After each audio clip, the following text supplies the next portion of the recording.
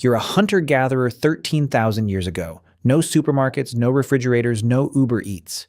You live in a cave in what will one day become Israel, surrounded by people you actually like, which, let's be honest, is rarer than we think even today. You've been walking all day. Your feet hurt. You have no concept of shoes that cost more than $100, which is genuinely the only thing about your situation that could be called an improvement over modern life. And one day, someone in your group finds some grain that's been sitting in a whetstone mortar for a little too long. It smells weird. It looks bubbly. Something has clearly happened to it. Something biological. Something mysterious. And for reasons that defy all logic and every survival instinct a sensible primate should have developed, someone decides to drink it anyway. That person? Possibly the most important human being who ever lived. Because that accident, or that single moment of extraordinary, reckless, magnificent curiosity, may have set humanity on a path that changed everything. Not just parties. Not just wine ants at Christmas dinner who start talking about their feelings after the second glass. Everything. Civilization, agriculture, religion, writing, the entire architecture of human social life as we know it. So, when exactly did ancient humans first drink alcohol? And more importantly, why did we even start? Buckle up. Because the answer goes much, much further back than you think. And it starts not with humans at all. It starts with monkeys. Let's begin with a question that sounds ridiculous on the surface, but is actually the most important one we can ask. Were humans biologically designed to handle alcohol in the first place? Most animals, when they consume ethanol in any meaningful quantity, basically fall over and die. Or, at minimum, have a deeply unpleasant time. Their bodies can't process it efficiently. Their livers stage an immediate protest. The whole experience is, for most creatures on Earth, something between deeply unpleasant and fatal. But humans, and our close primate relatives, are different. We have a specific enzyme called alcohol dehydrogenase 4, or ADH4, which lets us break down ethanol with surprising efficiency. Our bodies are, to a remarkable degree, built to handle this molecule. And here's the part that should stop you in your tracks. That enzyme didn't appear when humans invented wine. It didn't appear when agriculture began. It appeared roughly 10 million years ago. 10 million years. That is before Homo sapiens existed. That is before Homo erectus existed. That's before basically anything we would recognize as a human being was walking around on this planet. That mutation emerged deep in the primate family tree, right around the period when our ancestors were transitioning from spending most of their lives in the trees to spending more time on the ground. Which means for 10 million years, long before we were consciously choosing to drink, our bodies were already preparing for the relationship. A biologist at UC Berkeley named Robert Dudley spent 25 years trying to figure out why. And the theory he developed has the greatest name in the history of science. He calls it the drunken monkey hypothesis. The idea is elegant in its simplicity. Our ancient primate ancestors ate fruit. Enormous quantities of fruit. Fruit was a primary calorie source for millions of years. And fruit, when it gets ripe, truly, perfectly ripe, begins to ferment. Yeasts that live naturally in the environment land on the surface of the fruit, consume the sugars inside, and produce ethanol as a byproduct. The fruit starts to smell faintly of alcohol, which means that for millions of years, every time a primate found a piece of perfectly ripe fruit, it was also finding trace amounts of ethanol. And here's the key insight. The smell of ethanol wasn't a warning sign. It was a beacon. It meant, this fruit is at maximum ripeness, maximum sweetness, maximum caloric value. It meant, eat this now before it's gone. The ancestors who ignored that fermented smell missed out on easy calories and left them for someone else. The ones who followed the smell, who were drawn to it, who felt a pull toward it. Those ancestors got more food, survived longer, had more offspring, and passed that preference down the line. Over millions of years, through the completely impersonal logic of natural selection, a preference for the scent and taste of alcohol became baked into the primate nervous system. We were literally selected by evolution to enjoy the smell of booze. This is not a character flaw. This is not weakness. This is 10 million years of adaptation working exactly as designed. You literally cannot blame yourself. Now, the drunken monkey hypothesis isn't just theoretical. It's been tested. Researchers went to Panama and studied wild black-handed spider monkeys, collecting the fruit these animals actively chose to eat and testing it for alcohol content. The fruit these monkeys preferred regularly contained between 1 and 2% alcohol by volume, a natural result of fermentation happening inside the ripening fruit. And when scientists analyzed urine samples collected from the same free-ranging monkeys, they found secondary metabolites of ethanol. Proof that the animals were not just ingesting the alcohol, but actively metabolizing it. Even more striking, a parallel study of chimpanzees living in the Ivory Coast found that their typical daily fruit diet could expose them to the equivalent of 1 to 2 full human drinks worth of ethanol every single day, without making any choices about it, just by eating their normal food. So your ancient ancestor was technically getting a mild buzz in the forest 10 million years ago and had absolutely no idea. The desire, the biological pull, the preference. It was all set up long before a single human being ever intentionally fermented anything. The family relationship with alcohol is, it turns out, a very old one. All right, so we've established that primates have been accidentally consuming fermented fruit for millions of years and that our bodies evolved to enjoy and process it. But at some point, the story changes. At some point, a human, an actual cognitively modern human, decides not just to stumble upon fermented food accidentally, but to deliberately make it. This is a different and enormous leap. It requires observation, it requires memory, it requires the ability to notice that something happened to this grain last time it got wet, and to decide to reproduce that process intentionally. It requires, in other words, something that looks a lot like science. So when did that leap happen? The oldest confirmed evidence of deliberate human alcohol production sits inside a cave in Israel, Rakafet Cave, near modern-day Haifa. It was a burial site used by a people called the Natufians, a group of semi-nomadic hunter-gatherers who lived in the eastern Mediterranean region between roughly 15,000 and 11,500 years ago. These were smart, socially complex people. They buried their dead with flowers. They kept dogs as companions. The earliest evidence of dog domestication is associated with Natufian culture. They were not primitive in any meaningful sense of the word. And inside their burial cave, among the human remains, researchers found large stone mortars, carved stone bowls, that still held residue after 13,000 years. When a team led by Stanford archaeologist Li Liu analyzed that residue using microfossil and chemical analysis, looking at starch granules and microscopic plant particles called phytoliths, the picture that emerged was unambiguous. They had been making beer. Not wine, not some vague fermented liquid. Beer made from wheat and barley, produced through a 3-stage process. First malting the grain by germinating it in water, then mashing and heating it, then leaving it to ferment with wild airborne yeast, an intentional, multi-step, technically sophisticated brewing process. 13,000 years ago. Now here is the thing that should make your brain quietly short-circuit. This predates agriculture. The Natufians were not farmers. They did not grow crops. They gathered wild grain from the landscape around them, and instead of eating all of it, they used some to make beer. Deliberately, ritually, for their dead. And this single fact has fueled one of the most genuinely fascinating debates in all of archaeology. Did humans first settle down and begin farming because they wanted reliable grain for bread? Or because they wanted reliable grain for beer?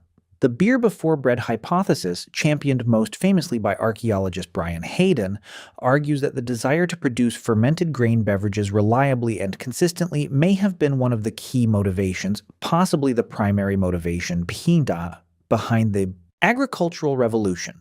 Think about it from first principles. Why would a nomadic hunter-gatherer living a reasonably successful life by moving with the seasons and following food sources suddenly decide to stay in one place, break up the ground, plant seeds, and wait months for them to grow? What would make that trade-off worthwhile? Beer. A guaranteed supply of beer. And beyond beer, the ability to produce a reliable surplus of a calorie-dense, mildly intoxicating beverage that also happened to be safer than drinking local water, that could be shared at communal feasts, that could be used to honor the dead, that could mark the transition between seasons and the sacred events of human life. This is deeply controversial. Many archaeologists argue that bread and nutrition came first, and that beer was an extension of grain processing already developed for food. But the Natufian discovery has given the beer hypothesis powerful new evidence. Because here were people, 13,000 years ago, before agriculture existed anywhere on Earth, who were already brewing. The desire to make alcohol demonstrably predates organized farming. The timeline is settled. The argument is alive. Let that sit for a moment. The oldest intentional alcohol production on Earth was not made by farmers, not by city builders, not by people we usually associate with civilization. It was made by nomadic cave dwellers in the context of burying and honoring their dead. From the very beginning, alcohol was never just about having a good time. It was sacred. Let's keep moving forward through time, because after the Natufians, the archaeological record starts filling up quickly and from multiple directions simultaneously. Jump roughly 4,000 years forward to around 7,000 BCE, which sounds like a long time, but is actually relatively recent in the context of everything we've discussed so far. And we arrive in Jiahu, a Neolithic village in China's Yellow River Valley. Researchers led by molecular archaeologist Patrick McGovern of the University of Pennsylvania analyzed residues inside early pottery jars excavated from the site. What they found was remarkable: a mixed fermented beverage combining rice, honey, and hawthorn fruit, possibly also grape. 9,000 years old, what you might reasonably describe as an ancient cocktail. Around the same period, in what is now the country of Georgia, in a small village called Gadakrili Gora, archaeologists found evidence of wine production going back approximately 8,000 years. The inside of large clay storage jars still bore the chemical signatures of grape fermentation. This is currently the oldest confirmed wine in the world. Georgia still makes wine the traditional way, in large clay vessels called kvavery that are buried in the earth. And Georgians will tell you with complete justification that they invented wine. There is truly no arguing with them, and there is no reason to try. Meanwhile, also in China, at a site called Chaotu, dating to around 9,000 years ago, researchers found pottery vessels containing beer brewed from rice and a grain called Job's tears, which still grows in East Asia today. More significantly, at Chaotu, they also discovered the earliest known evidence of mold-based fermentation starters, a technique using specific fungi to break down the complex starches in grain before fermentation, which predates any written record of the method by thousands of years. This technique is the direct ancestor of the processes used today to make sake, baijiu, Korean makioli, and dozens of other East Asian fermented drinks. 9,000 years of continuous tradition, running unbroken from a Neolithic pottery vessel to a glass on a table somewhere in Tokyo tonight. What this geographic spread tells us is extraordinary. These cultures, China, Georgia, the Eastern Mediterranean, were not in contact with each other. They were not trading information or recipes. They each discovered fermentation entirely independently, and they all did it within roughly the same window of human prehistory. Which means fermentation is not a lucky accident that happened once and spread. It is something that humans, when given grain or fruit or honey and a sufficient period of time and curiosity, will discover on their own. Every time. We are, as a species, fundamentally and incurably fermentation curious. Now, let's talk about the civilization that turned alcohol from a discovery into a full bureaucratic system. Mesopotamia. The land between the Tigris and Euphrates rivers in what is now Iraq. The Sumerians, then the Akkadians, then the Babylonians. The place where writing was invented, and where, perhaps not coincidentally, some of the very first things written down were records about beer. Archaeological evidence from Göbekli Tepe in the Zagros Mountains of western Iran places beer production in the greater Mesopotamian region as early as 3,500 BCE. Chemists found calcium oxalate, a residue produced during beer fermentation, crystallized and preserved inside ancient clay vessels. The same site also yielded the earliest chemically confirmed wine residue in the Near East. But Mesopotamia didn't just drink. Mesopotamia organized drinking into a social and economic institution. This is perhaps the most Mesopotamian thing imaginable, and it is wonderful. Sumerian workers received daily rations of beer as a fundamental part of their compensation. This wasn't casual generosity. It was the system. If you were a laborer building a temple, a scribe copying tablets, a farmer clearing irrigation channels, you received beer. Detailed administrative tablets survive that record these distributions with the same meticulous precision a modern accountant brings to a payroll system. Workers of average rank might receive around 2 liters of beer per day. Senior officials and higher-ranking individuals received more. Even individuals who had died were provisioned with beer for the journey into the afterlife, because apparently the Sumerians saw no reason why death should interrupt a reasonable daily ration. Beer was currency. Beer was wages. Beer was religion. Beer was medicine. Beer was the social fabric itself. The Sumerians loved beer so deeply, so sincerely, so reverently, that they created an entire goddess to embody it. Her name was Ninkasi, which translates magnificently as the lady who fills the mouth. She was the daughter of Enki, the creator god, and Ninti, queen of the sacred lake. She was a major figure in the Sumerian pantheon, and her domain was not just brewing, it was the entire civilizing power that fermented grain represented. Around 1800 BCE, an anonymous Sumerian poet composed a hymn in her honor. The hymn to Ninkasi is one of the most extraordinary documents to survive from the ancient world. It is a religious poem. It is a declaration of love for a goddess, and depending on which scholars you consult, it is also, embedded within its verses, something remarkably close to a step-by-step brewing recipe. Written on 2 clay tablets, it describes the malting of grain, the baking of it into a bread called bapir, the soaking, the fermenting, the filtering of the final liquid through a woven basket. The process is described in enough detail that in 1989, a modern American brewer named Fritz Maytag, founder of Anchor Brewing Company in San Francisco, actually attempted to recreate it. The result was served at the annual meeting of the American Association of Microbrewers. Attendees drank it from clay jugs through long straws, as the Sumerians had. The alcohol content was around 3.5%. The taste was reportedly reminiscent of champagne mixed with dates. 3,800 years after that hymn was written, it still worked. That is either a testament to the precision of ancient Sumerian brewing knowledge or to the fundamental robustness of fermentation as a process. Probably both. The Babylonians, who inherited and expanded much of Sumerian culture, took this further still. They documented at least 70 varieties of beer. 70. Light beer, dark beer, filtered beer, beer mixed with honey, spiced varieties, regional styles. They had an entire taxonomy of fermented beverages at a period when most of the world's population was still organizing itself into the first agricultural settlements. And this is the detail that genuinely makes me laugh every time, the Code of Hammurabi, one of the oldest surviving written law codes in human history, dating to approximately 1754 BCE, includes specific legislation about beer, about the minimum quality standards taverns must maintain, about the proper pricing of different grades of beer, about what happens to a tavern owner caught watering down their product. If you watered down your beer in ancient Babylon, the punishment was being thrown into the river. Humanity's first great written legal code included consumer protection law for alcohol quality. We have, as a species, always known what matters.